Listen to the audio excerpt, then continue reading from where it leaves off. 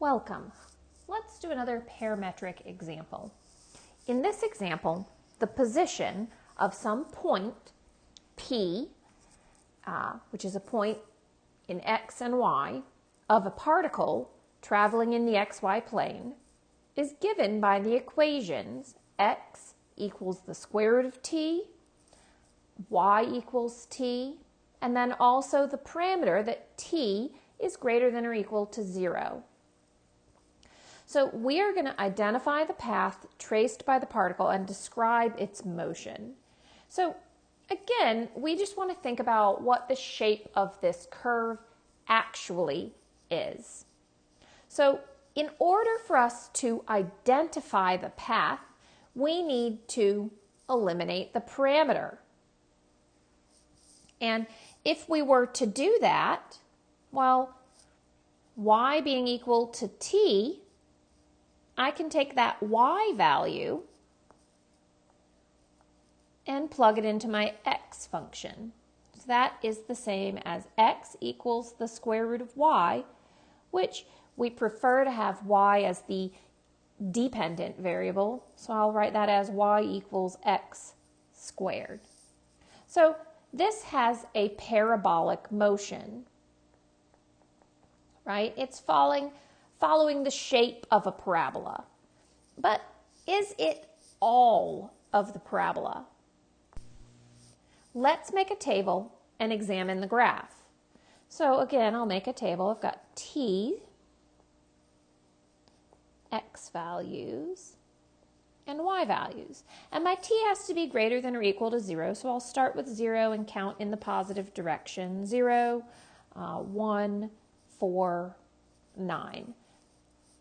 And you'll notice I chose perfect square values, and that's only because I know I'm going to be plugging them into a function under a square root, and I want nice numbers.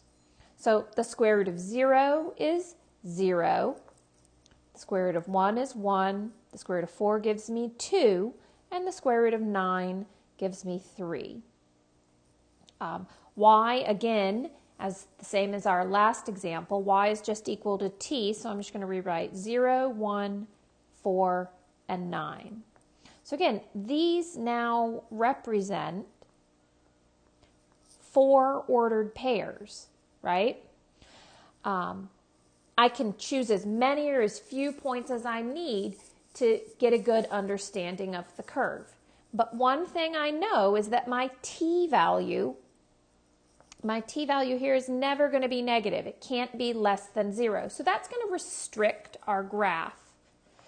And so if we're looking at this, we will notice as we graph it, 1, 2, 3, that we're only going to get the right half of that parabola. Over 3, I would be up at 9, so it's going to go up pretty high. Let's see if I can make that a little nicer. So we only have the right half of a parabola. X will never be negative. So the important part of this is just recognizing that we have this restriction on our domain and range. Generally, when we have y equals x squared, the domain is negative infinity to positive infinity, all real numbers. But in this case, these two parametric equations represent half of a parabola as the parametric curve. So we have a parabolic path, which is always increasing. So let's do another example. So we'll do one more example.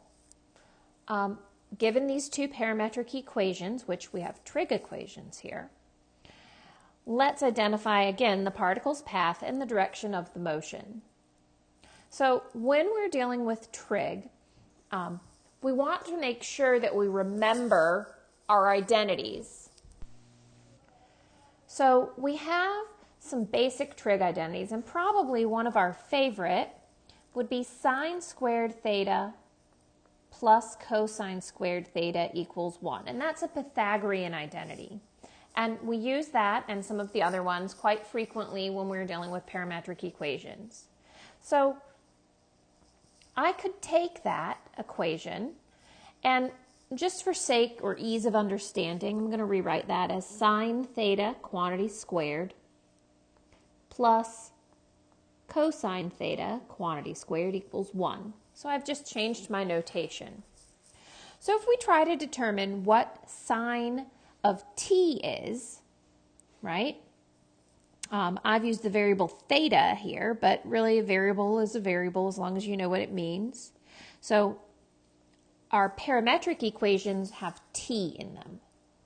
So what would sine t and cosine t be equal to? Well, if I divide by that coefficient, I'm going to get that sine t equals y over 2 quantity squared. And cosine t gets or becomes x over 4 quantity squared. So really this is the same as writing x squared over 16 plus y squared over 4 equals 1. And what we see here is that this is the equation of an ellipse.